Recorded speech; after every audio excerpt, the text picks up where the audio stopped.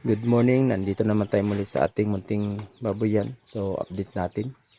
Itong mga bake natin ay nasa 22 days old na mula nung ipanganak. So, last week ay naglagay tayo ng painuman ng ating mga bake, no?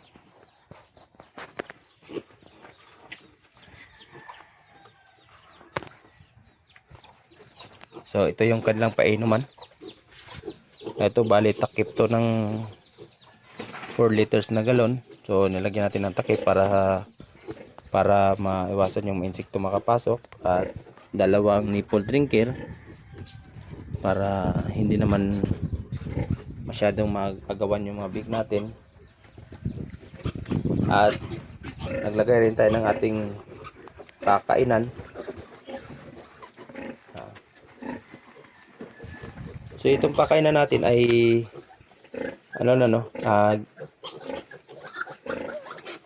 nilagyan lang natin ng pansara para madali nating malinisan at malagay tayo ng feeds ay hindi tayo mahirapan, no?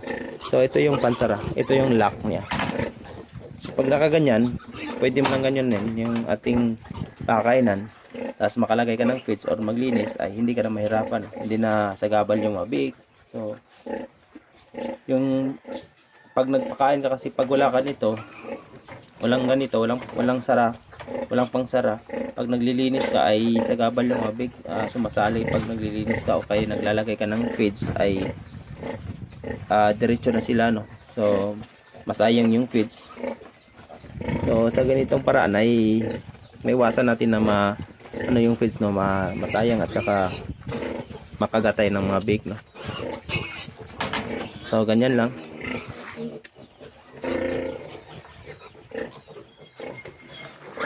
So itong mga bake natin ay pang pang 5 anak ni Kabang.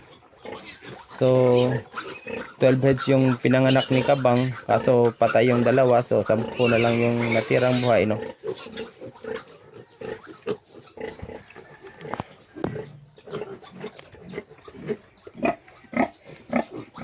At maganda talaga may ganito sa sa ating farrowing, para dito matutulog yung ating mga bake pag malamig, ay hindi na sila doon sa semento matutulog. So maiwasan yung ubo o ay sipon ng biik, no? At pagka mayroon ganito ay mas maliksi yung biik, no, kumpara doon sa wala. Ito na sila, no? So by March 29 ay na sila, na natin, no? Iwalay na natin pang 30 days na sila.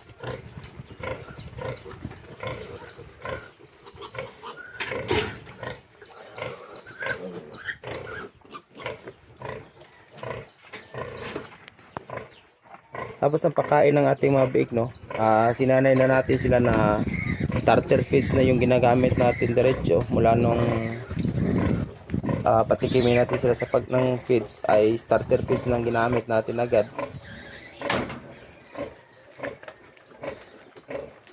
So hindi naman sila nagtatae kahit diretso starter feeds na. Yan, no.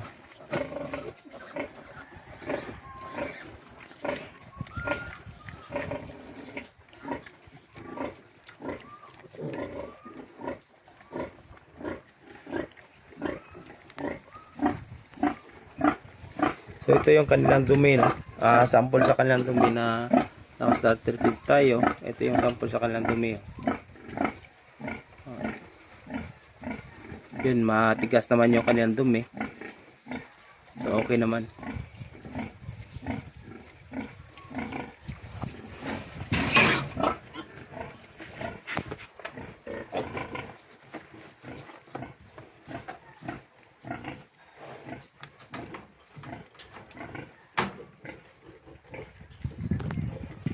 So dito naman ay pang 10 araw na nila nito, no? Pang 10 araw nila dito. So nagsimula na tayong maglagay ng ng feeds doon. Doon na lang pakainan, no? So hindi pa tayo naglagay ng tubig para hindi mag-ano yung ating mabik, no? Hindi magtatayo yung ating mabik. So nag-ano muna sila na depende muna sila sa gatas ng inahin. So naglagay na tayo doon ng feeds pero wala pang tubig. So dito ay ano to, dapat 13 heads to pero patay yung 4 kasi 112 days lang, no, mula nung 112 days lang sila. Dapat 114 pero nanganak itong sispat ng 112. Tapos yung 4 ay 2 days pa lang kumain na dun sa pakainan. So yung pakainan dati ay hindi naman yan nakahangir.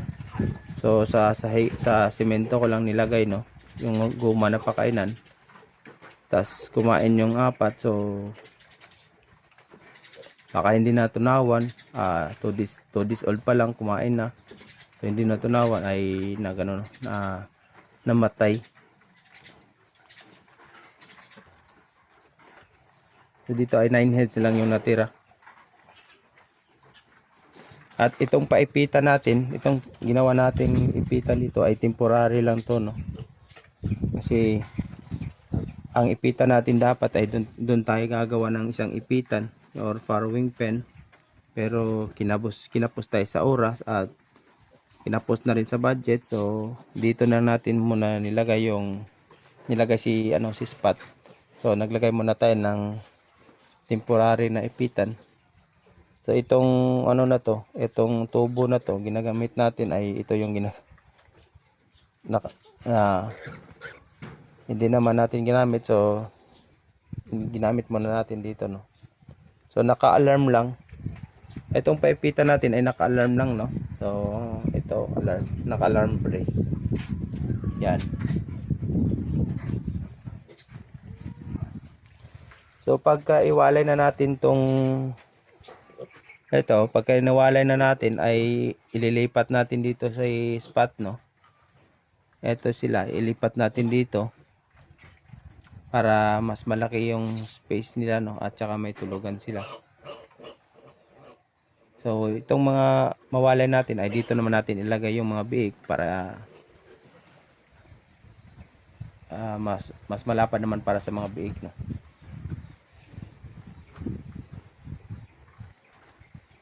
So shoutout nga pala doon sa ating kaibigan, no, sa Sesnoa Pig Farm.